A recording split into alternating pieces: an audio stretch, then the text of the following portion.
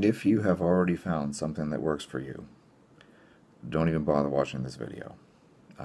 I certainly don't want to influence you or have you change what you're doing if what you're doing works. That being said, I am not telling anyone what to do. I'm not making any recommendations whatsoever. I am purely just discussing the available research that we have. You should read. You should draw your own conclusions. You should make your own decisions. By no means is this like a definitive statement. I will gladly change my opinions should more research come out. And all that being said, this is just something I'm bringing up as kind of a thought experiment, if you will, because we have a lot of messaging and marketing that doesn't line up with the research. So, let's dive in. I'm going to start this by pointing out that intuitive eating sounds like a fantastic idea. On the surface level, you read this and you're like, that is a fantastic idea. How wonderful. You don't have to count macros, you don't have to count calories, you don't have to restrict foods, you just eat. And you eat to satiety, and you let your appetite guide you. And that's cool.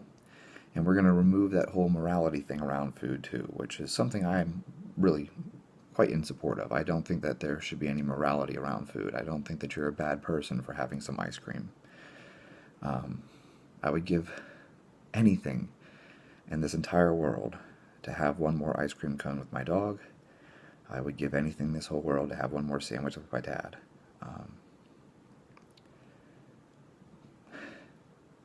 That's life.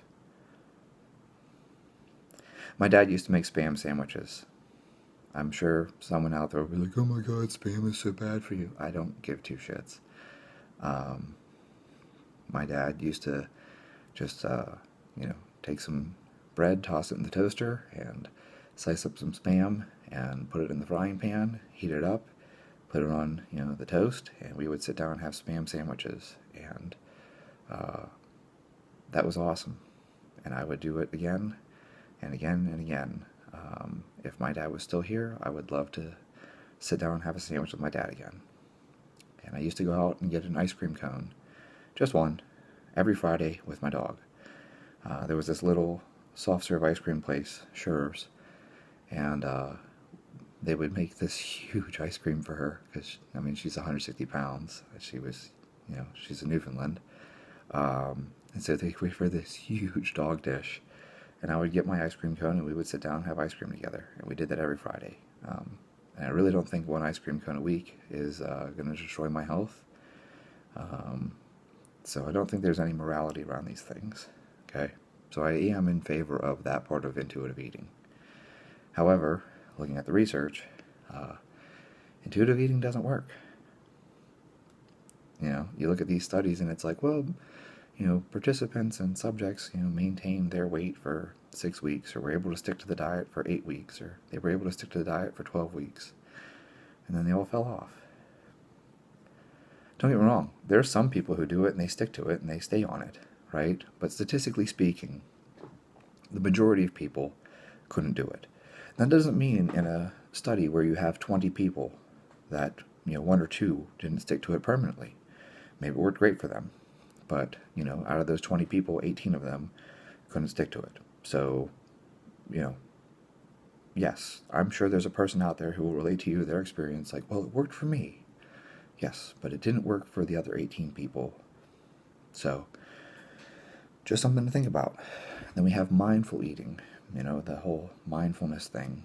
And that appears to work on some level, but, you'll notice in the studies they make a point that people reported better well-being, but they didn't lose weight, and they didn't improve markers of their health either. Because, I know this is an unpopular thing to say, but obesity comes with high blood glucose, high HbA1c, hypercholesterolemia.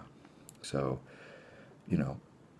I'm not saying that I'm not someone who shames people for being overweight. That's not conducive. That's not helpful. That doesn't help anyone. But I will say that, if you're overweight, obese, using that term medically, meaning, the BMI levels and stuff like that, and you have high blood glucose, that is type 2 diabetes. If you're over 125, that is type 2 diabetes. I don't even care if you're normal weight. If you're over 125, that's type 2 diabetes. If your cholesterol is over 200, but I'm going to go ahead and say that I've seen people with 500, 600, okay? That's not good for you. If you're 205, I'm not going to freak out. I don't really think that being slightly over the threshold is terribly dangerous.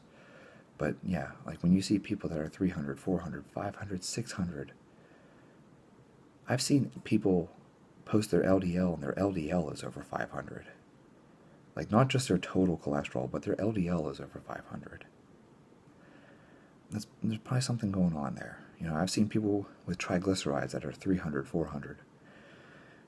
That's not healthy. Like we know this. We know that those things are causing harm to you. High blood glucose, high triglycerides, high cholesterol. I'm not someone who freaks out because someone's 105 on their blood glucose. But certainly if you have a fasting blood glucose over 300, you've got an issue, right? Anyways, point being, okay, the subjective markers, people felt better about themselves. They had better, better body image, better well-being, better psychological factors, attributes, whatever you want to call them, measures, right? But they didn't lose weight and they didn't improve their health markers. So, is this really working?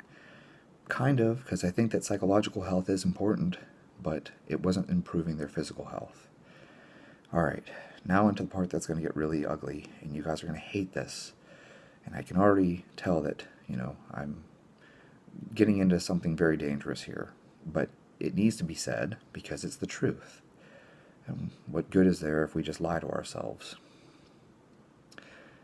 Restrictive dieting works. In fact, actually, if you look even at recovery from eating disorders like anorexia, restrictive dieting works. I know, that hurts, right? You don't want to hear that. You don't want to hear that restricting certain food groups and, doing a very strict paleo diet or, a very strict keto diet or something like that. You don't want to hear that that works. We all want to talk about flexible dieting. It's the best way to go. But looking at the research, the restrictive dieting's not only, better in terms of like weight loss, but it also improved health and it also improved psychological markers. Oh, yikes. What? Yes. People recovering from things like anorexia did better on a restrictive diet. They regained the weight and they maintained their weight and they stuck to it. I know. It sounds counterintuitive. It sounds like something that you wouldn't want to think of, but I'll throw something out there and I want you to think about this for a bit, is that personality types and maybe the way that we're wired. There's a lot of overlap between things like anorexia and OCD. You can't tell your dog to behave like a cat. As much as I love Hurricane, his little beagle nose and his goofy eccentricities, okay? He's also not a pit bull. And he's also not a Newfie. He's not Zoe. My dog Zoso, she was a Newfoundland, super laid back, best dog in the whole world. You can't ask for a better dog than a Newfoundland. They're just the easiest dogs in the world. They really are gentle giants. There's a reason why people refer to them as gentle giants. Zoe was the easiest dog in the entire world. Okay, my neighbors, their kids would come over, and their kids were like 2 and 3 years old, and they'd be climbing on her. And she was super laid back. Couldn't have cared less. Very, very calm all the time. Never bit anyone. Never got worked up. Never, nothing. She was just gentle giant. Super laid back. Hurricane is a beagle. He's very high energy. He's like 13 years old and he's still high energy. He's always on the move. He's pacing, he's running, he's always doing something. He's very active. I can't tell my beagle to act more like a Newfoundland. I can't tell my beagle to act like a cat. So with that being said, a person who has maybe not even clinical OCD, maybe they just have OCD tendencies, they're not going to be laid back. I can't tell the person who's a type A personality, hey dude, just be type B. That's like if I got into an argument with my wife and I was like, sweetheart, just calm down. Every guy has tried that. I'm sure they have. Why are you so worked up? Just calm down, baby. And that has never worked. You can't tell someone to change who they are as a person or change their wiring, okay? You can make small changes, but like even a perfectionist, we know that binge eating is correlated with perfectionism. If you're a perfectionist, you're a perfectionist. And maybe you can learn to lay back a little once in a while, like, oh, I'll let this one go. But it's still going to be hard for you to not have some perfectionist tendencies in general. It's who you are. I say that as a perfectionist. I say that as a type A person. I had a doctor years ago, and he said to me, the thing that makes you great is the very same thing that is going to destroy you. He was an orthopedic surgeon, and I had suffered an injury, and he recognized that I was a very high-level athlete at the time, and he recognized that I pushed the envelope hard. And he said, it's the very same thing that makes you great. That's why you're here. You're injured, and the thing that makes you great is also the thing that is going to destroy you. And I think that he was 100% correct. I am that person who will run over 100 miles a week, and I will die before I fail at something. That's not entirely true because I failed at many things, but I will push myself. Let me put it that way. I will push myself to the brink of death, and left to my own devices, I will continue. Thankfully, the military is very good at doing medical checks on people, and they pull you aside, and the doc says, dude, you're fucked up, and you're out. So sometimes you don't have that choice. Not everyone rings the bell at Buds. Some guys get injured, and the doc says, you're done. And that's not up for debate. So, anyways, that's a tangent there, but I am admitting that, I am that type A personality. I can't be type B. I can't just, turn it off. Oh, I'll just stop being a perfectionist. Nope, that's me. And so, we know that there are certain personality types that correlate with different things, okay? People with anorexia tend to have OCD, and they tend to be high anxiety people. So it shouldn't be a surprise to anyone that they actually do well on a restrictive diet, because they're that person who is meticulous. They're that person who is obsessive about these things, and it works for them. It'd be like you trying to get your Yorkie to behave like a pit bull. Not going to happen. Similarly, your pit bull is not going to behave like a Newfoundland or a St. Bernard. It's not going to happen. It's just not in their nature. I can't turn a donkey into a thoroughbred and go win the Kentucky Derby. It's not in your nature. Okay? So, oddly enough, restrictive diets, not only do they improve weight loss, they also improve markers of health. Glucose came down, HbA1c came down, lipids came down. Gosh, people actually improve their health.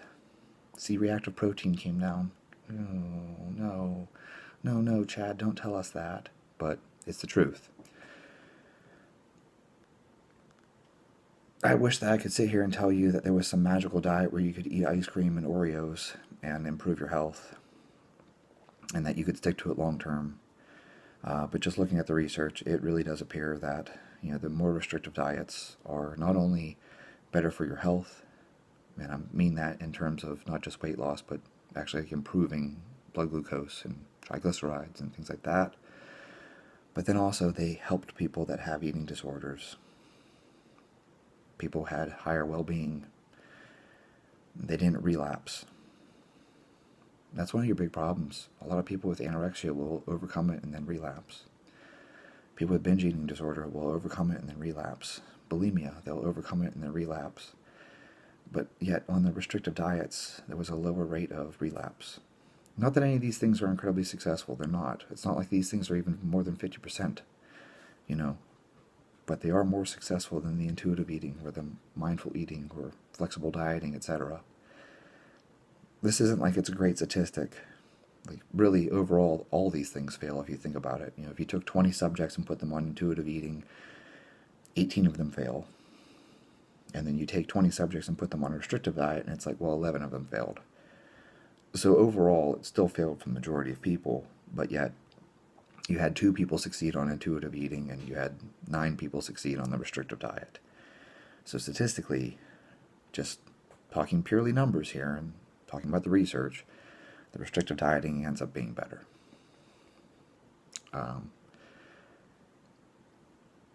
That's what I got for you guys. Like, that's the truth. And I'm not basing this off of single studies. I went through and I read, meta-analysis after meta-analysis. I read a whole bunch of them. I went through all the different reviews out there. There's research reviews and systematic reviews, and there's a ton of stuff out there. Apparently, there actually is a rule. It doesn't seem to be enforced, but a lot of people will actually pull up studies and read them to you guys on YouTube. When they're behind a paywall, you're not supposed to do that. So I'm not going to do that because I don't want to do anything that would get myself into trouble, especially as someone who is involved in academia. I certainly would not want to do anything that would compromise that, so I don't want to pull up people's papers that are behind a paywall. But for those of you who are at universities and you have access to those papers, by all means, log in and read them. You can go read them yourself. I encourage you to read them yourself. In fact, I implore you to read them yourself. I think you should go read them yourself. And I actually don't have a hard stance on this, because my belief is that for the people that intuitive eating works for, they should do it. Don't change. Don't change. Just because a study shows that restrictive dieting is better, you should not stop doing what you're doing if it's working for you. However, if you're trying intuitive eating and it's not working for you, you should try something else until you find what does work for you. And that's why I started the video off telling you that if you're already doing something that works for you, don't watch the video. And don't change what you're doing. Keep doing what you're doing. If you have something that works for you, keep doing what you're doing. It's like I tell people about training. If Wendler 531 is working for you, don't switch. Like, if you're still putting 5 pounds on the bar every month, don't switch. You're still making progress, no need for you to change to Cube or Texas or whatever other method is out there. Don't change it. Keep doing it. If it stops working, that's the point where you go ahead and change things. If it doesn't work at all, then by all means, change things. But if you have something that's working for you, do it. And that goes for training as well as diet. So, anyways, this is long-winded, but I really wanted to make sure that I explained it well. And so I am pointing out to people that, for a person who has OCD tendencies or perfectionist tendencies, it's not hard to grasp the idea that they may do better on a restrictive diet. It's their nature. It lines up with their nature. It's the kind of thing they like doing anyways. A lot of us have a all-or-nothing mentality. Well, that all-or-nothing mentality, it's what makes you great sometimes. And sometimes you just have to find the right thing that fits for you. And that may be doing a clean eating and paleo diet or something like that. That might be doing a vegan diet. Again, also very restrictive. And if that works for you, then God bless you, and I hope it continues to work for you, and I wish you nothing but health. If it's not working for you, try something else. But overall, the biggest thing that I took away from these papers is this, they used a really good word for it, and I can't remember what it was, like antipodal or something like that. Basically, it means that they got the opposite of what they were expecting to get, right? It's this weird situation where we were expecting intuitive eating to work better, and it didn't. that sucks. But that also tells me that the research was very honest. Because if you were expecting this outcome and then you still reported it when you got the opposite outcome, you're probably an honest person. And that's cool. So, anyways, there you guys have it. If you like the video, like the video. If you have comments, suggestions, feedback, input, personal experience, please comment below. Maybe you found something that does work for you. Maybe you found something that doesn't work for you. Maybe your experience actually lines up with this, or you did better with a restrictive diet than you did with intuitive eating. And, if you guys like this kind of content, be sure to subscribe. Comment below if there are more topics that you'll be interested in talking about. And I will do my best to cover those as intelligently as possible. So, thanks.